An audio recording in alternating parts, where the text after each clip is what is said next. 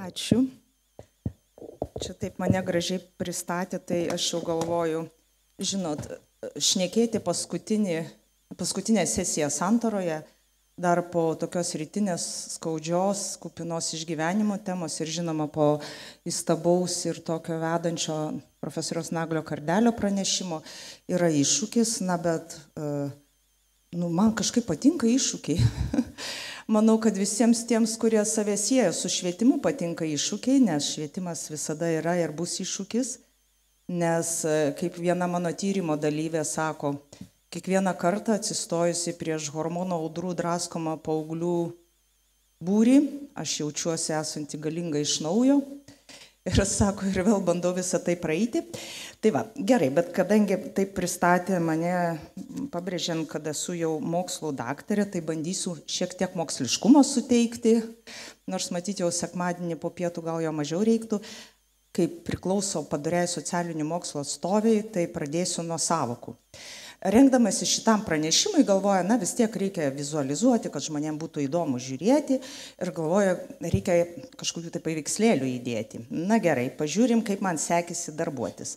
Atsisėdau, čia galėtų ekranas, kad būtų mato F5, tada man rodys tiesiog, kad tai, ką aš darau kompiuterį, matytųsi ekrane, man ne visai F5. Jo. Tai to reikia, man.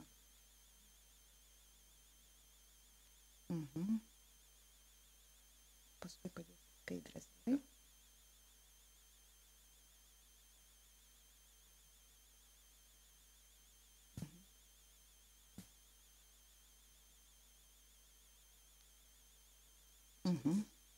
Dabar aš noriu truputėlį.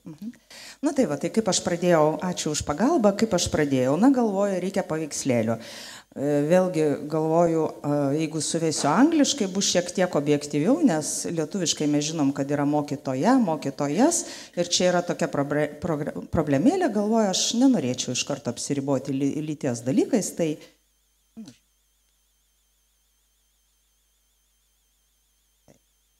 ir aišku, sąžiningai spaudžiu, čia atkreipkite dėmesį, kas yra įvedus tiesiog mokytojas, ar ne? Ir aš galvoju dėti kažkieno nuotraukos man nesinori, kažkaip neetiška, galvoju kažko neutraliau.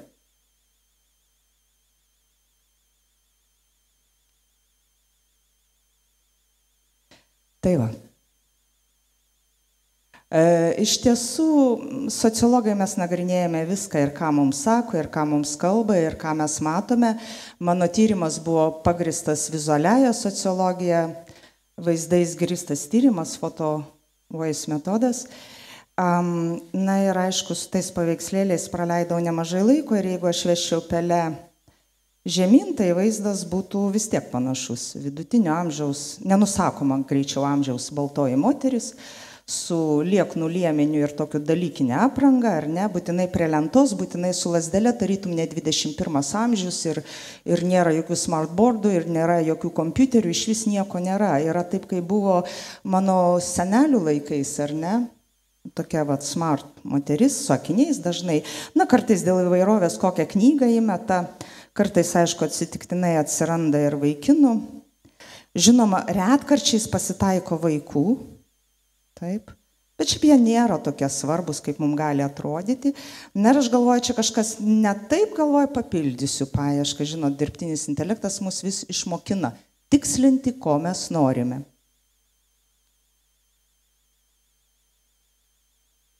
Įvedžiau žodį realybė, reality. Ir čia prasideda scenos, perkreipti veidai, robotizuoti kūnai, vaikų daugėja. Kažkokių kontrastų, kažkokių daugiaplanių veiksmų. Vadinasi, tikrovė nėra tokia plokščia ir paprasta, ar ne? Bet vis dėlto ta mūsų vizualioji tikrovė, jinai skatina pamastyti apie tai, kas yra užkoduota mūsų galvose, kaip yra surėdyti mūsų matymo, girdėjimo kanalai ir kokioje irigacinėje sistemoje mes plaukiojame. Ar ne? Nes vis dėlto, kaip ir labai gražiai Naglis Kardelis kalbėjo, ta mūsų kalba yra kartu ir mus kurianti, ir mes per ją konstruojame pasaulį ir santykį. Nes mano kaip sociologo giliu įsitikinimu, Dievas sukūrė žmogų, antruoju veiksmu sukūrė santykius. Nes žmogus yra tik tai pusė žmogaus ir tik atsiradus santykiam, atsiranda jo antroji pusė ir žmogus pasiekia pilnatvę. Vadinasi, iš tikrųjų, žmogaus pilnatvė randasi tada, kai randasi santykis ir tas santykis yra būtinai provokatyvus. Gi galėjo Ieva pasislėpus ten suvalgyti ir sakytų, kvailas Adomas, aš tai galiu, jisai ne. Bet Ieva kviečia dalintis, sako, aš tau idėją, tu man idėją ir čia gimsta pasaulis. Pasaulis gimsta nuo to mūsų komunikacinio veiksmo, ar ne, kuriame mes pakviečiame kažką į santykį ir kuriame mes pasiūlome dalintis. Tai Google'as mums pasiūlo dalinti štai tokiu mokytojo įvaizdžiu, kurį mes matome ir dabar aš jau paspausiu tą F5. Na tai va, tai aš daugiau nebekalbėsiu apie šitą iliustraciją, bet iš tikrųjų ta iliustracija mums gamina supratimą, kas yra mokytojas. Ir antras supratimas, kuris turėtų būti tvirtai įkaltas mum į galvą, kad žmogus iš mokyklos gali išeiti, bet mokykla žmogaus vargiai. Dėl to mes visi apie mokyklą žinome labai gerai ir būtinai drįstame kalbėtis ir nebūtinai polilogų ir dialogų, bet kartais iš žinojimo pozicijos. Aš geriau žinau, nes aš tarkim 12 metų praleidau mokykloje, kiti gal ir daugiau. Ir kartais aš galvoju, kad mokytojas yra tas žmogus, kuris neišdrįso išbandyti jokio kito gyvenimo, tik tą, kurį labai gerai pažino 12 metų. Vadinasi, tai yra žmogus šiek tiek sukaustytas tokios baimės išeiti iš savo irigacinių kanalų ir išplaukti į plačiuosius vandenis. Motyvai, kodėl jis ten lieka, yra įvairūs ir aš apie juos nekalbėsiu, ne ta tema, bet vis dėlto to irgi nepameskime, kai toliau kalbėsime apie mokytojus, kad tai yra žmonės, kurie lieka jų pačių gerai pažintoje terpėje su galbūt visada neišsipildžiusią Kolumbo prigimtimi, kad gal reikėjo pabandyti plaukti. Na ir dabar šiaip, jeigu būti sąžiningai pačiai su savim, tai pavadinimą ne aš sugalvojau, mano buvo truputį kitoks ir žiūriu, atsirado toks pavadinimas. Labai man jis neprigijo, o po to galvoju, palauk, šiandien neprigijo, rytoj prigijo ir iš tikrųjų supratau, kad tai yra pavadinimas traktuotinas ir interpretuotinas pagal nuotaiką. Kaip tu šiandien išsimiegoji ir kas buvo rytiniai sesijoje. Tai va, pažiūrėkim, kaip galima interpretuoti. Galima interpretuoti taip, kaip viršui. Vat mokytoja ateina rugsėjį ir sako, va dabar aš būsiu geras mokytojas. Birželį jie jaučiasi taip. Jaunystėje gali jaustis taip, sakė, va aš taip noriu atrodyti, o ties pensija gali jaustis ir taip. Ir iš tiesų aš galiu savo asmeninę patirtim pasidalinti. Ir kodėl aš ją dalinuosi? Dėl to, kad tada, kai aš pradėjau šitą patirtį kaupti, aš galvojau, kad man yra negerai ir man gali padėti tik tai psichiatrai, kad man laikas kreiptis pagalbos, nes man kažkas yra ne taip. Bet kai aš pradėjau atlikti tyrimus, aš supratau, kad 40% mokytojų yra taip. Vadinasi, tai jau nėra psichologinės problemos, tai yra sociologija, tai yra mūsų visuomenės produkcija, kurioje mes gyvename ir apie kurią mes turime kalbėti. Ir kai aš kalbu apie savo patirtį, aš kalbu vardant tų mokytojų, kurie tiesiog negavo mikrofono.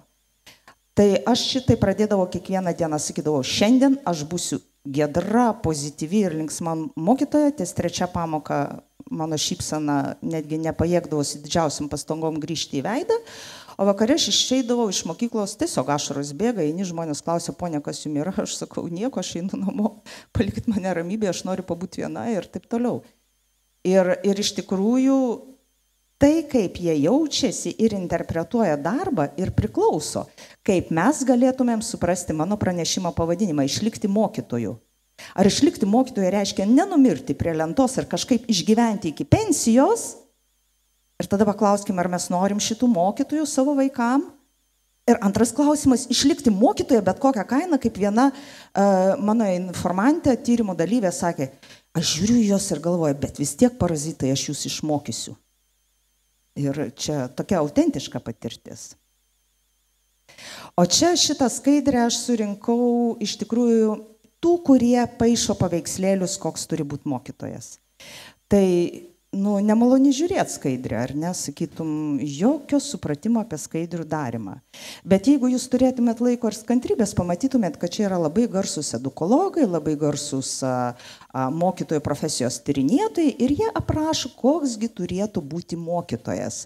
Tai yra, jie kuria vaizdinį, ties kuriuo būtų viena prasmė. Šitie mokytojai turi išlikti ir visi tokiais turėtų būti. Na ir paskaitykit, kokie tie mokytojai turėtų būti.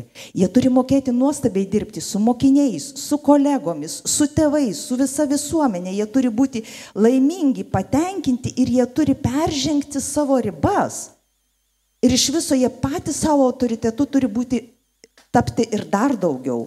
Ne tik, kad augančių autoritetų, bet jau užaugusių ir augančių dar toliau už Everestą, kur, nėra.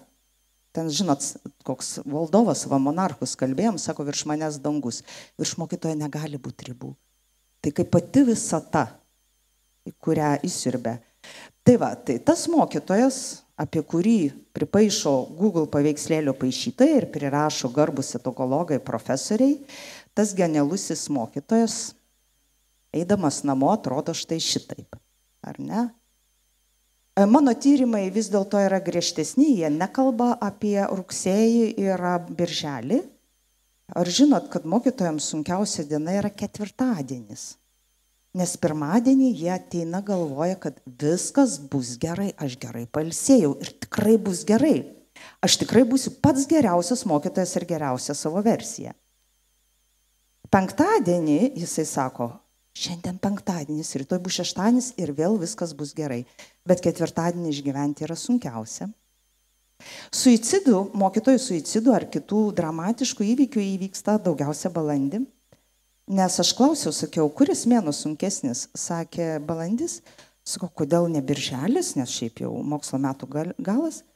Sakydavau, birželį tu gali kalendoriui užbraukyti dienas, kiek liko iki atostogų. Ir sakė, tai yra labai vežantis dalykas. Sakau, tai kodėl tu vis dėlto išlieki mokytojo? Tai aš, sako, suprantu, kad esu pavargęs. Ir galbūt, sako, galėsiu išgyventi. Įvairių atsakymų, aš čia jų necituosiu, bet aš iš tikrųjų noriu pasakyti, kad nepriklausomai nuo to, koks yra mokytojas, ar bandantis tiesiog išlikti ir gyvų iki pensijos, ar bandantis išlikti tuo edukologijos vadovėliuose ir kitose tyrimuose aprašytų tobulų mokytoją, jis vis tiek sulaukia ketvirtadienio, sulaukia balandžio ir sulaukia 20 metų darbo stažo.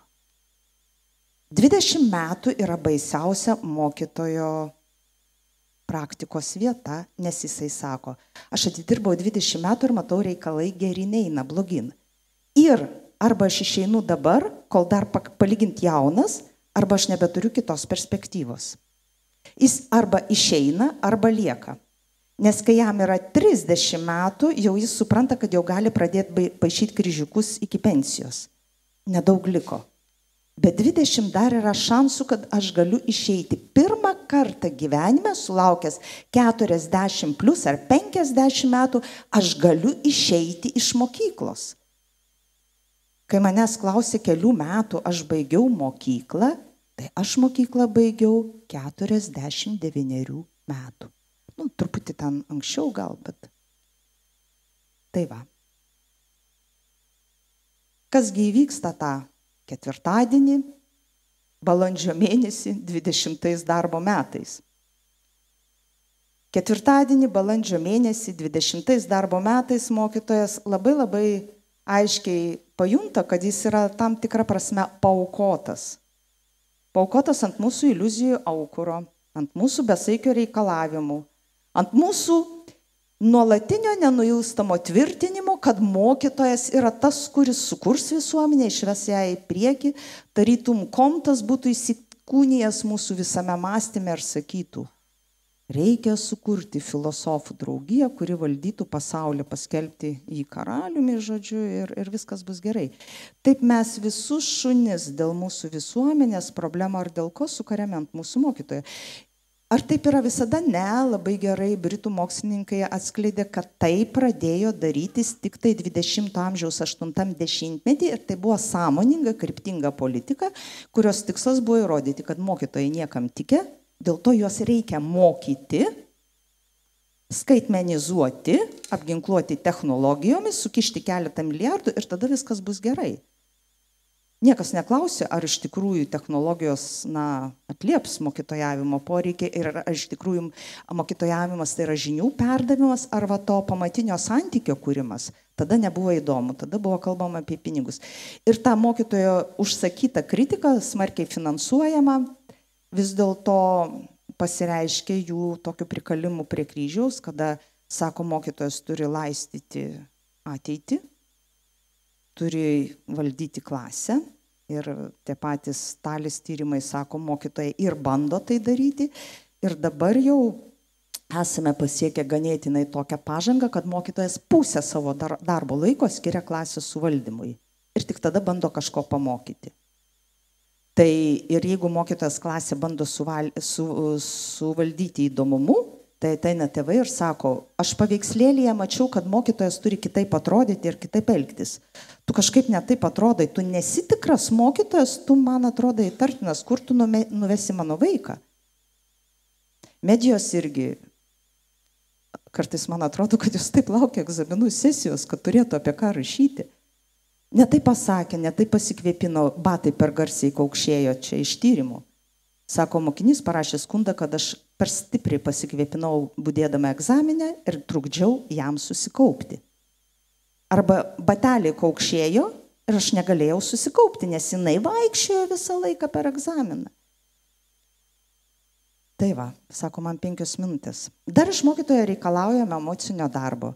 Aš kartais galvoju, kad pirmiau pradėjo reikalauti iš mokytojo, o po to, kai pamatė mokytojų pastangas perimti tą emocinį darbą, tai sukūrė dirbtinį intelektą, nes iš mokytojo reikalaujama kalbėti taip, kaip jisai. Labą dieną, labai geras jūsų klausimas, kaip smagu, kad jūs paklausėte šito klausimo. Na ir kai sakai dirbtiniam intelektui, tu neteisingai atsakėjai, jisai tau sako, koks jūs protingas, kaip jūs gerai pastebėjote, štai atsakymas jūsų klausimą. Hochschild yra įrodžiusi, kad tai yra išnaudojimas, emocinis išnaudojimas ir turėtų būti mokytojai mokami priedai už priverstinį šypsojimąsi, kuris galų gale atveda į tam tikrą šizoidinę būseną. Ta prasme, mokytojas negali būti žmogus, jis turi būti besišypsantis veidas. Antra tokia sparnuota švietimo fazė yra, kad švietimas turi tenkinti mokinių poreikius. Nors čia pat už kampo atsistojęs, tarkim, Markuzė sako, poreikiai yra gaminami. Tai kažkas, įsivaizduoja, industrijoje gamina poreikius, o vargšas mokytojas turi juos tenkinti. Na tikrai jis tampa didesnis už Everestą, nes tenkina ir tenkina mokytojo poreikis. O mokiniai tampa vis labiau kultūriniais visaėdžiais, kaip juos pavadintų Petersonas, ar ne? Jie pasiryžę sušlamšti viską ir sako, mokytojo, man neįdomu. Ir iš tikrųjų ta frazė išlikti mokytoju atveria būtent tą plyšį tarp lūkesčių ir tikrovės. Viršui mes matome apšvietą, kuris sakė, kad mokytojas yra vedlys iš viesų į krantą, kad visi vaikai sėdi purvynę. Ir mes tebesivadovaujant tą teoriją, nors šitam purvynė jau seniai greičiausiai mokytojai sėdi, nes yra labai pasiturinčių tėvų, aš kalbu apie, ne tik apie pinigus, apie kultūrą, meną, žinias ir taip toliau. Na, įsivaizduokit, kai jų mokytojas sako, jūsų aplinka yra tamsa ir purvas, aš jūsų vaiką išvesiu į šviesų rytojų. Jūs sakot, gal tu pats išėjai geriau ar kaip? Na ir tas antras, kadangi mokytojai to padaryti negalime, sukuriame antrą situaciją, kad įspraudžia mokytoją tarptų kultūrinių visaėdžio reikalaujančių linksmiau, daugiau ir smagiau. Ir tarptų, kurie sako, o kodėl jūs netenkinate vaiko poreikių, kodėl jūs blogai dirbate, jūs reikia tobulinti, jūs nežinote. Ir tai yra visa ta armija kontrolierių. Ir tas plyšys tarp lūkesčių ir tikrovės iš tikrųjų dar yra susijęs ir su tuo, ką mokykla daro. Visuomenė, kuri yra dabar, gali būti kritikuotina ir visi sako, palaukit, o kieno uždavinys buvo išauginti šiuolaikinę visuomenę tokią, kokios reiktų. Taigi mokyklos, reiškia, mokykla blogai dirba. Ir įdomiausia vieta yra ta, kad mes labai retai kritikuojame sistemą, o kritikuojame mokytojo darbą. nors mokytojas yra tiesiog tos sistemos įkaitas. Ir mokytojo kontrolė, kritikavimas neišvengiamai jį atveda į deprofesionalizaciją. Jeigu jūs pasižiūrėtumėt, kiek mokykloje liko funkcijų pagal tuos pačius tyrimus, ką sako ta pati OECD tyrimo sistema, ką mokytojas turėtų daryti, tai sako, mokytojas nebeturi auklėti vaikų, nebeturi ten jų moralizuoti ar dar ką nors, mokytojo darbas juos išmokyti, suteikti žinių, dėl to ir paišo mokytoją prie lentos. Bet mokytojas sako, aš noriu daugiau, aš noriu kurti su vaikais pasaulį, aš noriu megzti polilogą, daryti santykį, noriu kažką konstruoti, kad mes kartu nueitumėm švietimo kelią. Sakė, ne, tu nemoki. Mokyklose kaip niekada atsiranda daug pagalbinių mokytojų padėjėjų. Psichologai, logopedai, socialiniai pedagogai, specpedagogai, ko niekada nebuvo. Mokykla apauga didžiulę biurokratinių svorių, kad maždaug mokytojo darbą įsivaizduokit taip, nuskendo laivas ir jis apauga moliuskais ir kriauklėmis. Žinot, įsivaizduojate, povandeninis laivas toks apaugęs. Va taip mokytojo darbas yra apaugęs reglamentavimais, reikalavimais, aktais, normom, padėjėjais, pagalbininkais ir visa kita. Marksas tiesiai šviesiai pasakė, darbo pasidalimas ir smulkėjimas, pavedant tave padarant tik vieną funkciją, yra deprofesionalizacija. O lygiai tas pats Marksas pratęsė, kad deprofesionalizacija atveda į susvetimėjimą su savo darbu, o tai reiškia į dehumanizaciją. Iš mokytojo nesitikima nieko daugiau, kad jis būtų gerai sutvarkytas dirbtinis intelektas. O tuo tarpu mokytojai nori autonomijos, nes profesionalizacija susijusi su autonomija. Aš esu profesionalus ir žinau, ką darau. Ir netrukdykit man dirbti. Labai dažna frazė iš mokytojų. Netrukdykit mokytojams dirbti ir jie padarys taip, kaip reikia. Bet autonomiški mokytojai netitinka Google paveikslėlių. Jie yra štai tokie. Jie nori sprogdinti, deginti, daryti eksperimentus, eiti su vaikais į miškus. Jie nori kurti santykį, jie nori kurti polilogą, dialogą. Jie nori išlikti mokytojais ir jų buvimas mokytoje reiškia būti kūrybišku, spontanišku, atliepti vaiko provokaciją, girdėti, pulsuoti, būti. Savo disertacijoje ir kažkada santoroje esu apie tai kalbėjusi, ta niekieno teritorija, nei mokinio, nei mokytojo, jų kartu abiejų sukurta yra vadinama trečiaja erdvė pagal Homi Keibabą. Ir Homi Keibaba sako, ta pasienio zona, niekino zona yra žiauriai rizikinga, žiauriai provokatyvi, nes jinai abiem dalyviam liepia peržengti ribas. Bet tik tai padarė, jie kuria realų santykį. Kartais mokytojai kuria su mokiniais, kartais su kolegomis, kartais su mokinių tėvais, su mokyklos administracija, bet visada jie įžengia į rizikos zoną. Jie visada nepatinka arba valdžiai, arba mokinių tėvam. Mokiniams dažniausiai patinka. Bet tada atsiranda tie, kurie sako, pala, ne taip. Ir iš tikrųjų mokytojo galimybė turėti trečiąją erdvę, iš to mano tyrimo, kuris yra matyti didžiausias, kada nors Lietuvoje atliktas kokybinis tyrimas, ne tik matyti Lietuvoje, nes 47 informantai, 1600 puslapių transkribuoto teksto, 110 valandų interviu. Nebuvo lengva šiaip, bet aš labai didžiuojuosi. Iš tikrųjų didžiuojuosi, nes aš apklausiau visos Respublikos, visų amžiaus grupių, visų situacijų mokytojus įvairius, nes daug pažįstu. Ir visi iki vieno, nepriklausomai kaip save charakterizuoja, ar mokytojai entuziastai, ar mokytojai nusivylę, ar dvejojantis, ar pragmatikai, aš ten kategorizavau mokytojus į vairias rūšis, kaip įprasta socialinėse moksluose. Jo, paskutinė skaidrė. Ir ta prasme, visi iki vieno sakė, tada, kai aš turiu trečią erdvę, tai yra ta dialogo erdvė, savito dialogo erdvė, kurioje aš pats konstruoju kartu su vaiku, ne prie lentos, o tarp, aš sako, jaučiuosi, kad aš gyvenu ir aš nežiūriu nei laikrodį, nei kalendoriaus lapelį. Aišku, visada yra rizika, kad mes galim peržengti ir pradėti kliedėti ir virsti subalternais, kai nei mokiniai, nei kolegos mūsų nebesupranta. Rizikos yra. Bet paklauskit savęs, kurie iš jūsų džiaugiatės metais praleistais be rizikos. Man čia sėdžiu, adrenalinas kyla, o sėdėčiau kur kampe, tai ne taip. Tai pabaigai, kad tai neatrodytų lietuviškos problemos ir lietuviškai kontekstai, kaip daug kas mėgsta įrodinėti, kad mes Lietuvoje čia nemokam, tai yra vakarų civilizacijos problema. Mano tyrimas tikrai neatskleidžia Lietuvos, kiek aš labai nemažai literatūros teko perversti. Ir tų knygų viršeliai rodo, kad visame pasaulyje netgi handbukai yra, sako, išlaisvinki mokytojus ar ne, kaip juos išlaisvinti, kaip mes pametėm mokytojų balsą, kaip mes juos uždarėm į narvą. Ir jeigu visas pasaulis pradeda kalbėti apie tai, kad mokytojai yra uždaryti į geležinį racionalumo narvą, įsprausti tos apšvietos reikalavimą, kaip turėtų būti ir atriboti nuo spontaniško santykio ir kontakto, tai šiandien kviečiu visus prisidėti, kad mūsų teoriniai kalbėjimai virstų praktika ir mes pasistatytumėm autentiškų, spontaniškų, dialogą kuriančių mokytojų rūmus, kurie gamintų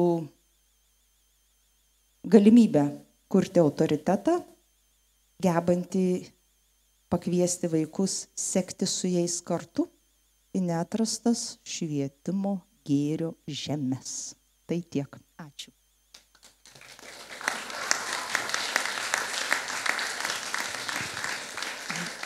Ačiū, Jūrate. Mes turbūt nebeturim laiko klausimams, ar ne?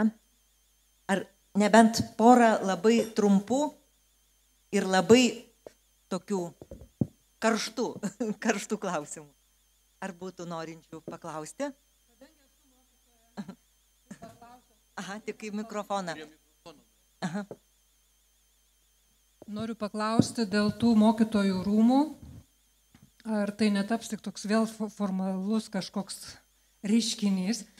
Pati esu mokytoja ir labai jautriai reaguoju į tos dalykus. Iš tikrųjų, aš taip matau tokią dvigubą problemą ir tas požiūris, kuris suformuoja mus tokius. Ir kad ir patys mokytojai, žinokit, ar užgesia, ar nebereikia, yra daug irgi tokio, kur tik apie egzaminus ir apie mokytojo prestižą. Aš įsitikinus, kad mano prestižo niekas neturėtų sukurti, aš pati kuriu savo prestižą. Tai su kolegom taip susikertam to klausimu, o vien tik apie egzaminus irgi. Čia nėra apie mokytoją. Tai kada tie rūmai čia gali būti, nes aš galvoju, kad tiem mokytojams reikėtų kalbėti, kad juos išlaisvintume, kad jie patys patikėtų, kad yra laisvi ir gali kurti. Sistema yra sistema, bet kas tą sistemą keičia? Vėl ne sistema pakeis, kad mokytojai pasikeistų. Man atrodo, kad mokytojai patys turėtų keistis. Jo, iš tikrųjų mes galime laukti, čia kol tie mokytojai pasikeis. Ačiū, labai geras jūsų klausimas, bet vėlgi mane visada įkvėpia Naglis Kardelis, tai aš gal jo stiliumi pabandysiu atsakyti, nors atleiskit už tokį profaniškumą, bet prestižas, antonimas žodžiai prestižas yra panieka. O kas yra panieka, kai aš niekinu tavo nuomonę ir kai tu klausi, ją nereaguoji ir sakau, tu nieko gero pasakyti negali.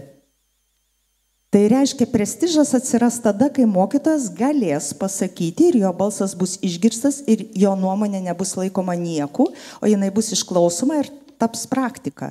Šiandien mokytojai sako apie 17%, dar mažiau 14% mokytojai sako, kad jų balsas konstruojant švietimą yra girdimas.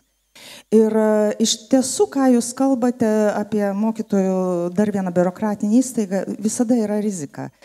Tai priimkite tai kaip idėją, nes mes galėsim apie tai padiskutuoti daugiau, nenoriu gaišti laiko, kurį ir taip sueikvoju, bet vienas tikslas yra labai svarbus. Mokytojų balsas turi įgyti tam tikrą teisinį svorį, kad prestižas netaptų kruvino mokytojo pastangom iškovotas dalykas, kuris dažniausiai suvalgo jo jėgas ir ties 50 palieka išsunktų ir pribaigtų, bet kad būtų realiai palaikomas vien dėl to, kad mokytojas yra lygiavertis švietimo politikos konstruotojas, lygiavertis tam tikrose srityse. Yra ekspertas, turi ekspertinį žinojimą. Aš specialiai pasirašiau, kas aš tokia, kad švietimo ekspertė. Čia man labai toks juokingas yra ekspertizės dalykas. Tai provokacijai pasirašiau, bet niekas apie tai kol kas neklausė.